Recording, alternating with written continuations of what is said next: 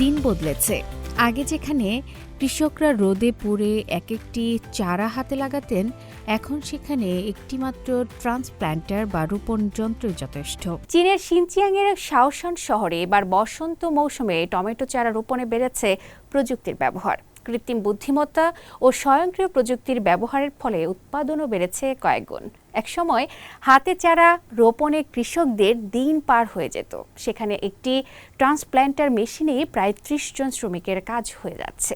একে কৃষি খাতে বিস্ময় বলছে বিশেষজ্ঞরা। লুৎফর কবিরের প্রতিবেদনে বিস্তারিত।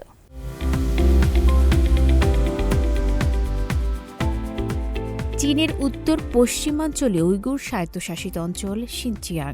বসন্তের এই চাষাবাদ মৌসুমে এখানকার শাওয়ান শহরের দিগন্ত জোড়া মাঠে এখন টমেটো চারা রোপণের মহা উৎসব। তবে নেই আগের মতো শত শত শ্রমিকের ব্যস্ততা।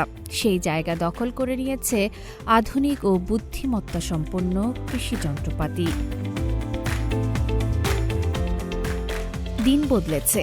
আগে যেখানে কৃষকরা রোদে পুড়ে এক একটি চারা হাতে লাগাতেন, এখন সেখানে একটিমাত্র ট্রান্সপ্ল্যান্টার বা রোপণ যন্ত্রই যথেষ্ট। দিনে প্রায় ১.৬৭ হেক্টর জমিতে চারা রোপণ করতে পারে এই যন্ত্র, যা করতে আগে অন্তত ৩০ জন শ্রমিকের প্রয়োজন হতো। যান্ত্রিক এই পদ্ধতিতে চারা থেকে চারার দূরত্ব যেমন নিখুঁত হচ্ছে, তেমনি বাড়ছে কাজের মান। এই ট্রান্সপ্লান্টারগুলো অসাধারণ কাজ করছে। চারাগুলো মাটির বেশ গভীরে রোপণ করা যায়, ফলে এগুলো দ্রুত বেড়ে ওঠে এবং ফলনও অনেক বেশি হয়। এই বিপ্লবের শুরুটা স্থানীয় ১১৫টি আধুনিক গ্রিন হাউস থেকে। সেখানে ইন্টেলিজেন্ট টেম্পারেচার কন্ট্রোল বা বুদ্ধিমান তাপমাত্রা নিয়ন্ত্রণ ব্যবস্থার মাধ্যমে বড় করা হচ্ছে উন্নত মানের চারা।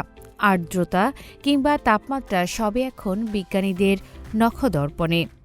সাধারণত ৪৫ দিনের মধ্যেই চারাগুলো মাঠে নেওয়ার উপযোগী হয়। গ্রিন হাউসের তাপমাত্রা যদি একটু কম বা বেশি হয়, সাথে সাথে আমাদের মোবাইলে নোটিফিকেশন চলে আসে, ফলে চারাগুলোর সঠিক যত্ন নিশ্চিত করা সম্ভব হচ্ছে।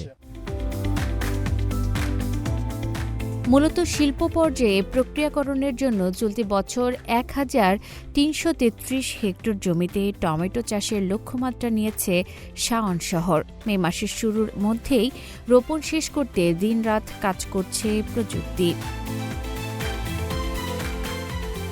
শ্রম সাশ্রয় আর উৎপাদন বৃদ্ধির মিশেলে শিনচিয়াংয়ের এই টমেটো বিপ্লব এখন কেবল চীনেই নয়, বরং আধুনিক বিশ্বের স্মার্ট এগ্রিকালচারের এক উজ্জ্বল উদাহরণ।